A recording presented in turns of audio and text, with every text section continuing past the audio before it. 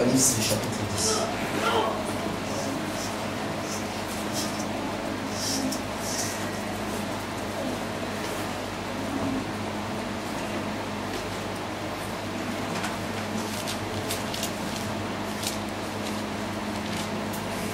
J'ai vu un autre ange puissant qui descendait du ciel, enveloppé d'une nuée. Au-dessus de sa tête était l'arc-en-ciel. Et son visage était comme le soleil, et ses pieds comme des colonnes de feu. Il tenait dans sa main un petit livre. Il posa son pied droit sur la mer, et son pied gauche sur la terre. Il cria d'une voix forte, comme au rugit d'un lion. Quand il cria, les 7 tonnerres firent entendre leur voix. Quand les 7 tonnerres eurent fait entendre leur voix, j'allais écrire. Mais j'ai entendu du ciel une voix qui disait, cesse qu'on dit les 7 tonnerres et ne l'écrit pas. Et l'ange que je voyais debout sur la mer et sur la terre, leva sa main droite vers le ciel et jura par celui qui vit au siècle des siècles, qui a créé le ciel et ce qui s'y trouve, la terre et ce qui s'y trouve, et la mer et ce qui s'y trouve, qu'il n'y aurait plus de délai. Mais qu'au jour de la voix du 7e ange, quand il sonnerait de la trompette, les mystères de Dieu s'accompliraient, comme il a annoncé à ses serviteurs les apôtres, les prophètes. Et la voix que j'avais de nouveau est dit, va, prends le petit livre ouvert dans la main de l'ange qui se tient debout sur la mer et sur la terre. Et j'allais vers l'ange en lui disant de me donner le petit livre, et il me dit, prends-le et avale-le. Il sera amer à tes entrailles, mais dans ta bouche, il sera doux comme du miel. J'ai pris le petit livre de la main de l'ange et je l'avalai. Il fut dans ma bouche doux comme du miel, mais quand je l'ai avalé, mes entrailles furent remplies d'amertume. Puis on me dit, il faut que tu prophétises de nouveau sur beaucoup de peuples, des nations, des langues et de rois. Amen. Vous pouvez vous asseoir. Nous allons prendre Genèse.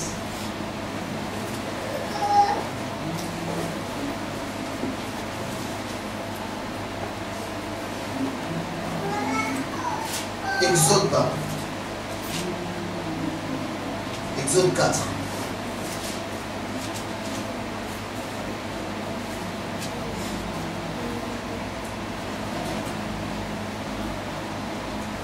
Exode 4 au verset 24.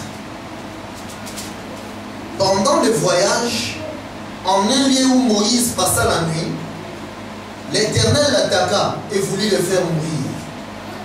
Séphora prit une pierre aiguë, coupa des prépuces de son fils et les jeta aux pieds de Moïse en disant, tu es pour moi un époux de sang. Amen.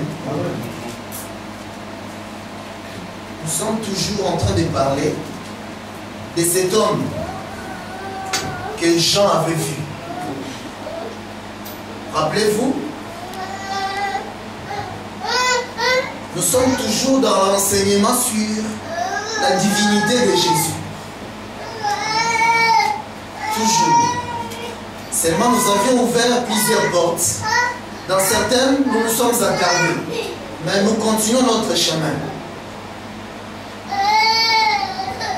Rappelez-vous, il y a plusieurs mois, nous avions dit que quand Dieu avait vu que Adam avait chuté, il est venu.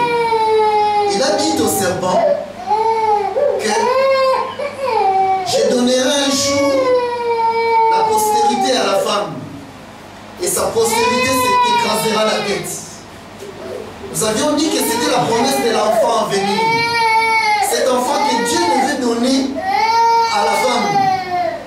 C'est-à-dire que ça n'allait pas être la sémence d'Adam. Parce qu'Adam avait chuté. Il fallait que Dieu donne la sémence à la femme pour qu'elle donne l'enfant et que cet enfant-là vienne écraser la tête du serpent. Donc nous voyons que dès les commencements de la Genèse, nous voyons déjà Dieu, nous voyons Dieu étant homme, parce que la sémence, c'est l'homme qui le porte. Donc nous voyons l'homme, nous voyons la femme et nous voyons le fils. Par la suite, Dieu nous a expliqué que c'était le soleil, la lune et les étoiles. Et il nous a porté alors l'explication que cela signifiait tout simplement le trône de Dieu. C'est-à-dire le trône de Dieu, c'est l'image d'un homme, d'une femme et d'un enfant. Nous avions expliqué cela. Donc nous continuons toujours sur cette ligne. Alors ici nous voyons un homme, Jean, qui était le dernier des apôtres. Il voit un homme descendre enveloppé de l'arc-en-ciel. Le mercredi, nous avions essayé justement d'expliquer l'arc-en-ciel c'est quoi. Nous sommes partis dans Genèse, nous allons y aller. Genèse 9. Parce qu'il est important que nous comprenions toutes ces petites choses. C'est pourquoi justement, après avoir enseigné de différentes façons, Dieu est revenu dans les doctorats pour pouvoir placer toutes choses, toutes les petites choses, pouvoir les expliquer. Dans Genèse 9, 13, je vais lire. J'ai placé mon arc dans la nuit et il servira de signe d'alliance entre moi et la terre. Quand j'aurai rassemblé des nuages au-dessus de la terre, l'arc paraîtra dans la nuit. Et je me souviendrai de mon alliance entre moi et vous, et tous les êtres vivants, de toute chair, et les eaux ne deviendront plus un déluge pour détruire toute chair. L'arc sera dans la nuit, et je le regarderai pour me souvenir de l'alliance perpétuelle entre Dieu et tout être vivant, de toute chair qui est sur la terre. Et Dieu dit à Noé, tel est le signe de l'alliance que j'établis entre moi et toute chair qui est sur la terre. Amen. Amen. Dieu vient nous expliquer c'est quoi l'arc-en-ciel. C'est-à-dire, l'évangile éternel donne l'explication à tous les phénomènes que nous observons sur la terre. Tout phénomène sur la terre fait partie de la création. Amen. Et l'évangile éternel vient expliquer la création. C'est pourquoi nous avions dit que même l'éclipse, nous devons l'expliquer. Tout phénomène. Et là, Dieu vient nous parler maintenant de l'arc-en-ciel. Nous reviendrons longuement pour parler de l'arc-en-ciel, ce que c'est exactement, et donner le nombre de couleurs dont il dispose. Parce que la science dit qu'elle possède cette couleur. Mais l'évangile éternel dit que non. L'arc-en-ciel ne possède pas cette couleur. Nous y reviendrons. Ici, Dieu vient nous expliquer l'importance de l'arc-en-ciel. C'est-à-dire l'arc-en-ciel, Dieu dit que quand la mort est là, il rassemble les nuées pour donner la mort, comme l'autre fois. L'arc-en-ciel doit paraître. C'est-à-dire qu'il doit venir annuler la mort. C'est-à-dire que l'arc-en-ciel, c'est la vie, tout simplement. Et c'est un homme. C'est pourquoi nous voyons cet homme-là maintenant venir poser le pied droit sur la mer et le pied gauche sur la terre. C'est l'arc-en-ciel. Maintenant, cet homme-là porte un livre ouvert. Le mercredi, nous avions essayé d'expliquer cela au travers de l'histoire d'un bien-aimé qui nous aide beaucoup. Parce que ce bien-aimé-là, il a le tout de Dieu. Les autres prophètes ont prophétisé en partie, comme disait le bien-aimé Paul. Mais lui, il a prophétisé le tout de Dieu. Le bien-aimé Joseph. Nous avions vu que Joseph, dans sa famille, il était l'enfant que le père aimait beaucoup. Et ses frères le prirent en haine. Un jour, il eut un songe. Il expliqua. Il eut encore un songe qui montrait qu'il devait gouverner sur ses frères. C'est-à-dire c'est lui qui devait porter la vie à ses frères. Mais ils ne comprirent pas cela. Ils l'haïrent davantage. Mais les pères, pendant ce temps-là, étant prophète, il prit un habit de plusieurs couleurs. C'est ça. Il donna à cet enfant. Nous connaissons même le nombre de couleurs de cet habit-là. Parce que cet habit-là, c'est l'arc-en-ciel. L'arc-en-ciel dont porte Joseph. Amen. C'est pourquoi nous disons que cet homme qui porte le pied sur la mer et le pied gauche sur la terre, c'est Joseph. C'est pourquoi alors, nous allons essayer de voir Joseph, ce qu'il a fait, pour qu'il vienne nous expliquer là-bas. Parce que l'écriture d'Apocalypse 10 vient de Genèse 40. Nous pouvons y aller. Car nous avions dit aussi dans l'évangile éternel, chaque écriture, nous devons aller montrer d'où cela vient. Car il n'y a rien de nouveau sous le ciel, dit la parole. C'est pourquoi, si quelqu'un vient vous expliquer quelque chose, qu'il a eu un songe, ce songe, s'il est nouveau sous le ciel, il y a un problème. Car tout songe, nous devons le voir là-bas, pour avoir l'explication. C'est-à-dire, un jour, Joseph, son père l'envoya visiter ses frères. Il vint, quand il les vit, il dit, voilà l'occasion de mettre fin au songe. Et il pensait qu'il pouvait mettre fin au songe. Il ne savait pas que les songes, ce sont des prophéties. On ne peut jamais les arrêter. Quand ils sortent, ils doivent s'accomplir. Certainement. Certainement, comme tu dis, pasteur. Amen. Alors ils prirent l'habit. Ils prirent l'habit. Ils prirent le sang. Un bouc. Ils prirent le sang, ils mirent dans l'habit. En fait, ils ne savaient pas que c'était des marionnettes de Dieu. Parce que cet habit-là doit avoir le sang. Et ils ne savaient pas ces choses. Ils prirent, ils les mirent.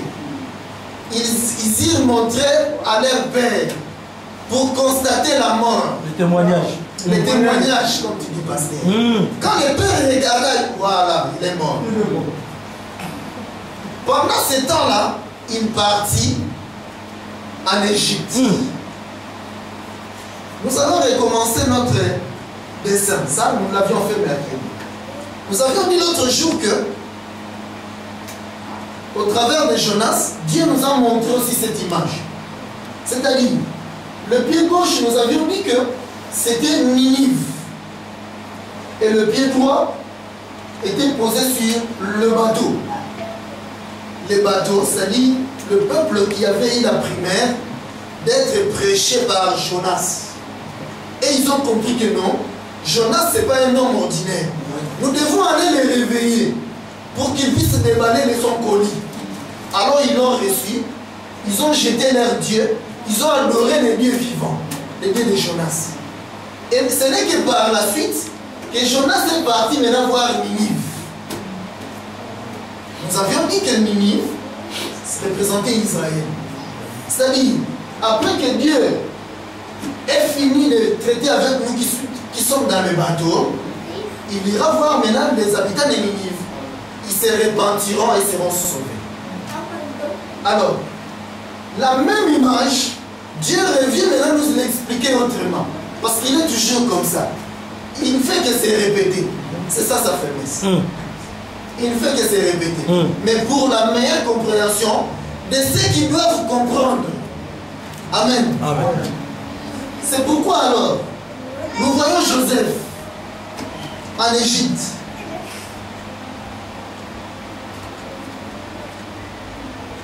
Nous allons lire pour la meilleure compréhension. Donc Joseph, un jour, il eut un songe dans la prison, comme nous savons. Il expliqua à les chansons au panetier. Et nous avions expliqué ces songes. Par la suite, 2 ans après, les chansons se souviennent de Joseph. Il dit à Pharaon qu'il y avait un souci. Parce qu'il avait eu un songe que nous allons lire.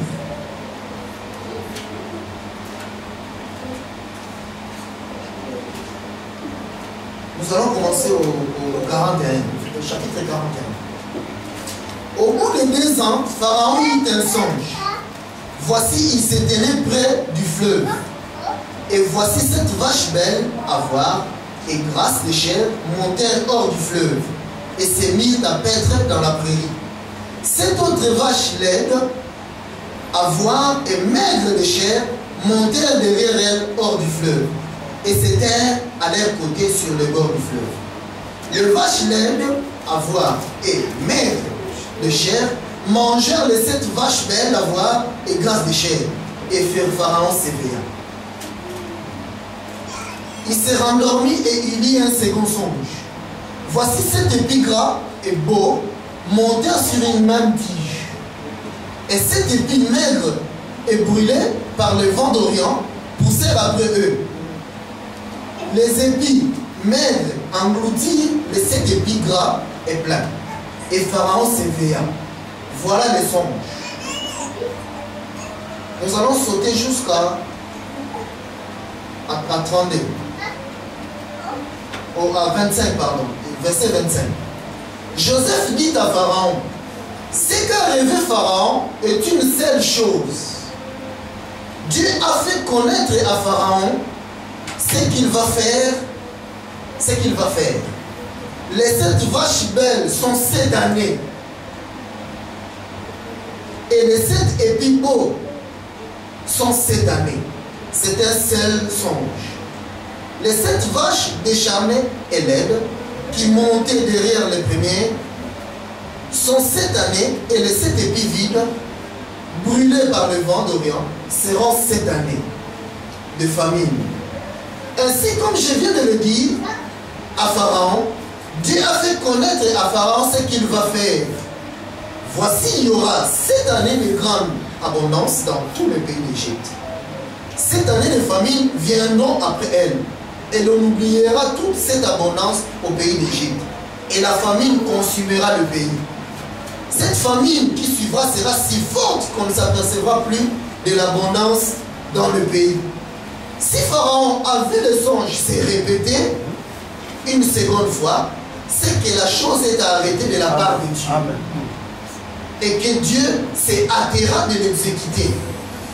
Maintenant que Pharaon choisisse un homme intelligent et sage, et qu'il le mette à la tête du pays d'Égypte, que Pharaon établisse des commissaires sur le pays pour lever un 5e des récoltes de l'Égypte pendant les 7 années d'abondance, qu'il rassemble tous les produits de ces bonnes années qui vont venir, qu'il fasse sous l'autorité de Pharaon des amas de blé, des provisionnements dans les villes, et qu'il en ait la garde.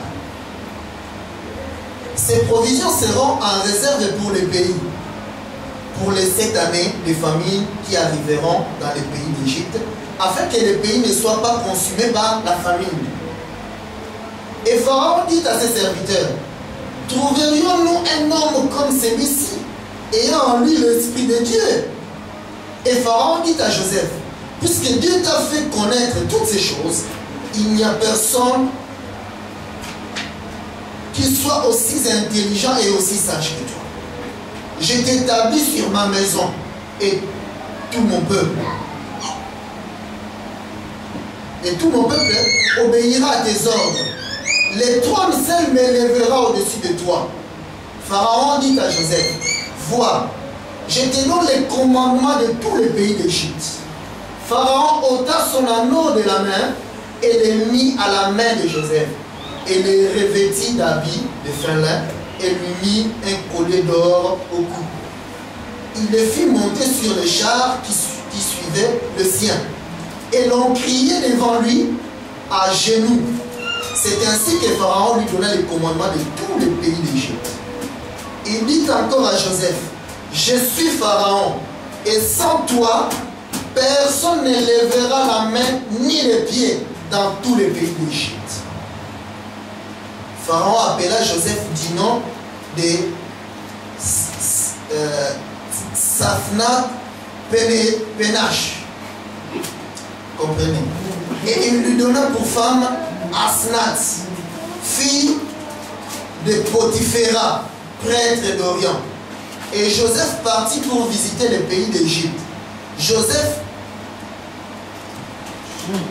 Donc nous allons sauter jusqu'à 50. Joseph, avant les années de famine, il naquit à Joseph 2 fils, que lui enfanta Asnath, fille de Potiphéra, prêtre d'Orient. Amen. Voilà l'histoire de Joseph. Si nous partons à la maison, nous pourrions lire entièrement pour bien saisir cela. Faute de temps, nous sommes obligés de passer. Alors, Pharaon eut un songe un jour en Égypte. On lui dit qu'il y avait quelqu'un qui expliquait les songes. Alors il appela Joseph, il vint et il donna l'explication au songe de Pharaon. Et Pharaon, le songe que tu as rêvé, c'est bien qu'il t'a révélé cela. C'est-à-dire c'est des choses qu'il a arrêté de faire, il te les a expliquées. Qu'il y aura la famine sur la terre pendant 7 ans. Et auparavant, il y aura 7 ans d'abondance.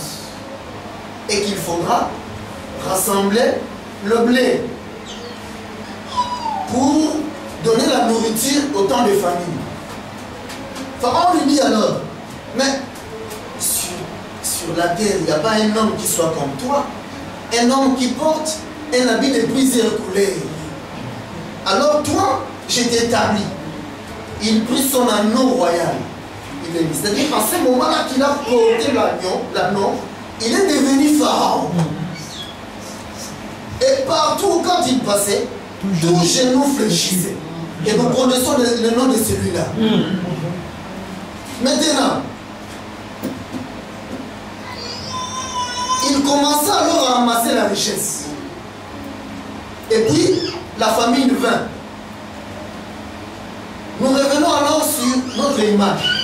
La même image avec Jonas. Hein? Nous changeons seulement les personnages. Donc ça, c'est plus Jonas, ça devient Joseph. Joseph amassa la richesse pendant 7 ans. En Égypte. C'est-à-dire, quand la famille vint, pour manger le blé, hein, c'est-à-dire pour manger le pain, l'Égypte. Le seul endroit sur la terre où on pouvait manger le pain, c'est l'Égypte. Ça, donc, ça c'est l'Égypte. Vous voyez? Donc le bateau devient l'Égypte. Maintenant, l'eau, selon l'Apocalypse, l'eau c'est le peuple, une multitude de peuples. Donc l'eau là, c'est la terre. C'est-à-dire sur toute la terre, il y avait la famine. Seulement en Égypte, il y avait le pain à manger. À part l'Égypte, il y avait un coin là, Canaan, qui était avant le pays de comment Ninive. Maintenant il devient Canaan. Donc Dieu ne change pas les choses. Il change seulement les dénominations pour la meilleure compréhension. Maintenant, c'est-à-dire, ici là, la nourriture avait été massée pour 7 ans. Hein? Ici donc, la famine, pendant 7 ans. Or la famine veut dire manque de nourriture. Or, quand on manque la nourriture, donc on a la mort. Vous voyez ça? Donc c'est un désert. Alors ça rejoint aussi l'autre image de notre bien-aimé Moïse, qui vient aussi vers le sien, les siens ne l'ont point reçu. Alors il s'est tourné vers les nations, vers les déserts. Et dans les déserts, il a trouvé un puits. Et avec 7 filles de Jéthro. Vous voyez? C'est pareil. Donc ici, c'est l'Égypte, c'est en même temps les 7 filles de Jéthro. Je crois que Dieu bénisse, que Dieu vous bénisse. Parce que nous avons un tableau. Vous voyez ça? Parce que ces choses, les lire comme ça, et le voir, c'est différent. Le tableau nous aide beaucoup. C'est-à-dire c'est la même image. Mais nous pouvons juste échanger les dénominations pour la meilleure compréhension. Donc cet homme-là, c'est aussi Moïse. Non seulement il est Moïse, il est aussi Joseph. Non seulement il est Joseph, il est aussi Jonas. Vous comprenez ça? C'est pourquoi quand le véritable est venu, il a dit, tous les prophètes ont parlé de moi. C'était des marionnettes. Vous comprenez cela? Parce que toute la réalité se retrouve dans cet homme-là. Vous voyez ça? Ça veut dire quoi? Ça veut dire que quand maintenant il ressuscite, rappelez-vous notre écriture. Quand il ressuscite, parce que nous avions dit qu'il était Élie, il était aussi Jean-Baptiste. Hein? C'est-à-dire qu'il est venu poser les trônes. Maintenant, regardez, quand il finit de poser les trônes, il vient maintenant dire à ce peuple-là que le trône est déjà fini.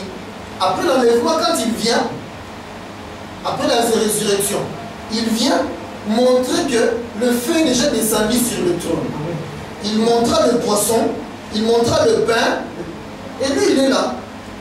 Vous comprenez? Il était le tout de Dieu. C'est-à-dire, en lui, il y avait l'homme, il y avait la femme, il y avait le Fils. C'est très important. C'est le trône de Dieu. C'est pourquoi, quand nous voyons, l'autre jour, comme je l'avais dit mercredi, vous voyez le passage que nous avions lu. Moïse, Dieu l'envoie. Va, parce que j'ai besoin de libérer mon père. Voilà. J'ai besoin de toi. Voilà. Le bien-aimé, il fait les nécessités de magouille pour que ça ne soit pas lui. Voilà. Moi, je ne sais pas parler. On voit quelqu'un d'autre. Non. Justement, c'est la qualité que je cherche. Je cherche la qualité de quelqu'un qui ne sait pas parler. Parce que c'est moi qui vais parler. Recruter. C'est Dieu qui le recrute. Il l'envoie. C'est bizarre. Il apparaît encore pour le tuer. Si vous trouvez ça normal, quelqu'un qui a la feuille de mission, qu'il va pour l'exécuter, la personne qui l'a envoyé vient encore pour chercher à le tuer. C'est bizarre, non? Et même nous pouvons dire que Dieu ne va pas dans sa tête. Parce que s'il le tue, mais sa mission est chaude. Voilà. C'est pourquoi nous comprenons que non, il a voulu nous dire quelque chose. Alors l'autre jour avec le pasteur, je suis parti dans son bureau. On était en train de se débattre. Mais regarde un peu, je dis pasteur, regarde un peu. Il envoie Moïse. Il vient pour le tuer. Mais il y a sa femme qui intervient. C'est ça le problème. La femme vient. Elle fait les services. Elle devient un sacrificateur. Elle prend les prépices. Elle prend les sangs. De son fils. Pasteur vient. Il faut que nous ouvrions les yeux pour voir qu'est-ce qu'il a voulu nous dire. Voyez-vous, quand la femme fait l'office, son mari est sauvé. Bizarre, non? C'est ça le problème. C'est très bizarre. Très bizarre. Il n'y a que nous qui pouvons expliquer ça. Parce que nous avons l'esprit des prophètes. C'est ça l'évangile éternel. C'est un esprit que nous appelons les ministères. Les yeux aussi. Nous expliquons ça. Vous voyez, c'est la femme qui fait l'office. Voilà. C'est pourquoi nous y reviendrons. Amen. Parce que ces choses sont tellement succulentes. C'est le miel. Amen. Quand on parle, on peut rester jusqu'au soir. Continuons. Alors, voyez-vous que nous avions dit que le pied droit représentait la main droite. Et avec la main droite, nous avions vu que le sacrificateur faisait l'office. Il aspergeait pendant 7 fois et le peuple était pur. Et nous avions alors dessiné ceci. Selon l'écriture d'Apocalypse, d'Apocalypse 1, nous avions vu que il y avait un homme, nous allons lire ça. Parce que quand nous enseignons comme ça, ce n'est pas seulement pour nous, c'est pour aussi les bien-aimés du monde entier qui nous suivent sur Internet. Donc, nous devons apporter certaines précisions pour eux. Amen. Parce que vous pouvez venir après poser la question au pasteur, au docteur Gérald, à moi-même. Mais eux, ils auront des problèmes. C'est pourquoi nous essayons vraiment de porter des précisions. Donc, Apocalypse 1. Quand parlé de Moïse, qui avait trouvé les 7 filles de Jéthro, et qu'à la fin, il a épousé Séphora. Nous avions cherché à savoir qui était Séphora. C'est pourquoi nous sommes venus, Dieu nous a conduits ici. Apocalypse 1, au verset 11, vous pouvez lire au verset 11. Je vais commencer au verset 10. Je fus saisi par l'Esprit au jour du Seigneur, et j'entendis derrière moi une voix forte, comme le son d'une trompette, qui disait: ce que tu vois, écris-le dans un livre, et envoie-le aux 7 églises, à Éphèse, à Smyrne, à Pergame, à Thyatire, à Sardes, à Philadelphie et à Laodicée. Et je me retournais pour savoir quelle était la voix qui me parlait. Et après m'être retourné, j'ai vu 7 chandeliers d'or. Et au milieu de 7 chandeliers d'or, quelqu'un qui ressemblait à un homme, vêtu d'une longue robe et ayant une ceinture d'or sur la poitrine. Allons au verset 7 et au verset 20. Les mystères de 7 étoiles que tu as vues dans ma main droite et de 7 chandeliers d'or, les 7 étoiles sont les anges de 7 églises, et les 7 chandeliers d'or sont les 7 églises. Je vais poursuivre la lecture au chapitre 2. Écrit à l'ange de l'église d'Éphèse, voici ce que dit celui qui tient les 7 étoiles dans sa main droite, celui qui marche au milieu de 7 chandeliers d'or. Alors, cherchant à comprendre qui était Séphora, parce que les 7 filles de Jéthro, ils ne faisaient pas partie d'Israël, c'était les habitants du désert. Alors, nous avions dit que c'était l'ombre et que nous devrions voir sa réalité. C'est pourquoi alors Dieu nous amène ici. Nous voyons qu'il dit à Jean que je vais te révéler des choses. Mais ces choses-là sont destinées aux 7 églises d'Asie. L'Asie, c'est-à-dire en dehors d'Israël. L'Asie, c'est le désert. C'est-à-dire, ce sont ces 7 filles-là de Jéthro. Cette écriture provient de ces 7 filles de Jéthro. Alors, Moïse avait fini par épouser Séphora. C'est pourquoi nous disons que ces 7 églises font une seule église. Parce que si nous lisons justement je vais lire ça rapidement, donc dans Colossiens chapitre 4, verset 16, il est écrit: lorsque cette lettre aura été lue chez vous, faites en sorte qu'elle soit aussi lue dans l'église de Laodicée, et que vous lisiez à votre tour celle qui vous arrivera de Laodicée. C'est-à-dire, ces lettres-là n'étaient pas destinées seulement à une seule église et ça s'arrête là. Non. C'est-à-dire, si vous prenez la lettre, vous la lisez, vous donnez aussi à l'autre.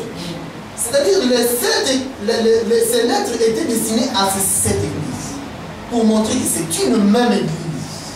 C'est-à-dire, ils ont reçu les 7 eaux. Parce que l'eau provenait d'un seul pays, alors ils ont reçu une seule eau, la même eau. C'est pourquoi nous disons que c'est une seule église. Ainsi, cette église, c'est Séphora. C'est nous.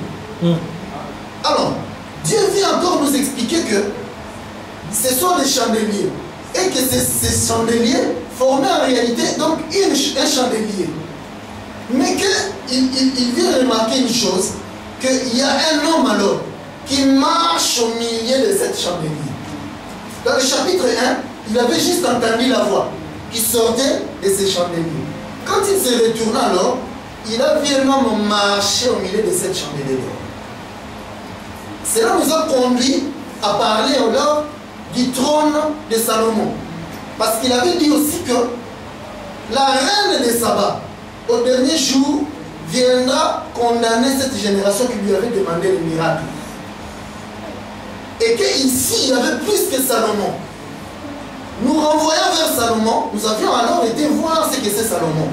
Et là, nous avions vu que Salomon avait un trône.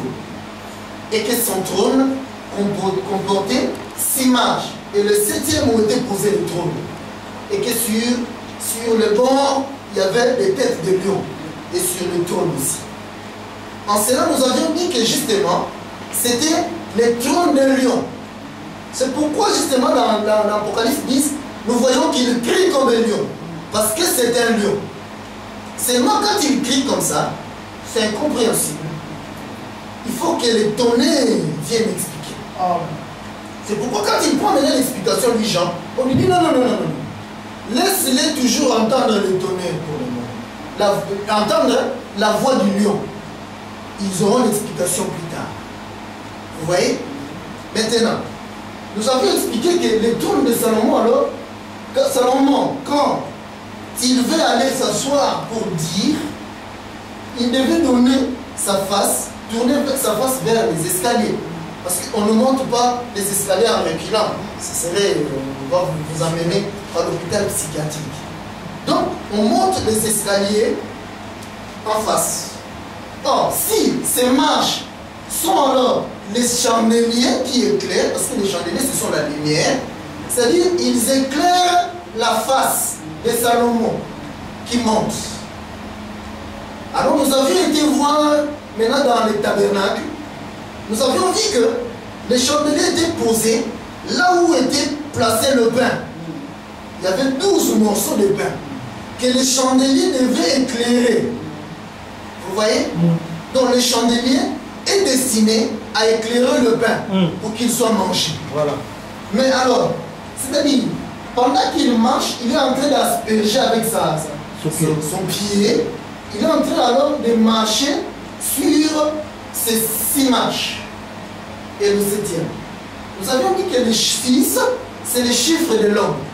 Parce que Dieu avait créé l'homme au 6e jour. Donc, ceci alors, c'est la terre. Parce que l'homme avait été créé par la terre. Alors, nous comprenons l'écriture qui déclare dans Ésaïe 66 que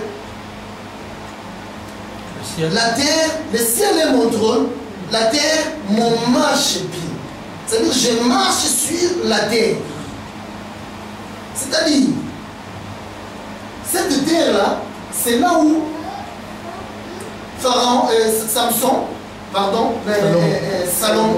Salomon pose les pieds pour monter, aller parler. C'est pourquoi non, quand maintenant l'écriture vient nous dire que un homme est en train de marcher dans les 7 chandeliers d'or, nous comprenons que les 7 chandeliers d'or, c'est justement les trônes. Vous voyez? Maintenant, quand il tourne son regard vers les escaliers, vers les chandeliers, son dos n'est pas éclairé. Vous voyez? C'est pourquoi, ici alors nous voyons Israël, qui n'est pas éclairé pour l'instant. Mais Israël doit attendre qu'il soit sur le trône, qu'il ait fini le travail, qu'il ait fini de marcher.